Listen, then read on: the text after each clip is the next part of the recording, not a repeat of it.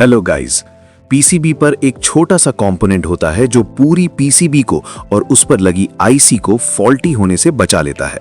आज हम उसी कंपोनेंट को समझेंगे, जेनर डायोड।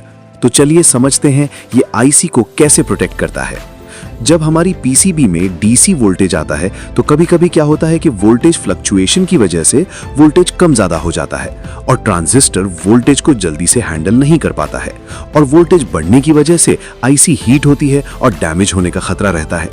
इस प्रॉब्लम को सॉल्व करने के लिए हम जेनर डायोड का यूज करते हैं। ये हमेशा रिवर्स बायस में काम करता है। इसका एक फिक्स वोल्टेज होता है जिसको जेनर वोल्टेज कहते हैं।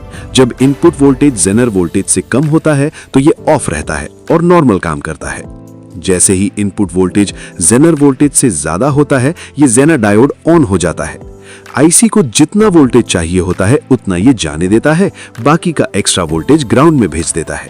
एग्जाम्पल, अगर इनपुट वोल्टेज 5V है और जेनर वोल्टेज 5.1V है, अगर 9V इनपुट आ गया तो ये एक्स्ट्रा वोल्टेज को ग्राउंड की तरफ ले जाता है और जो रेजिस्टर लगा होता है वो वोल्टेज ड्रॉप कर देता है। और सबसे इंपॉर्टेंट बात, जेनर डायोड हमेशा सर्किट में पैरेलल में लगा होता है।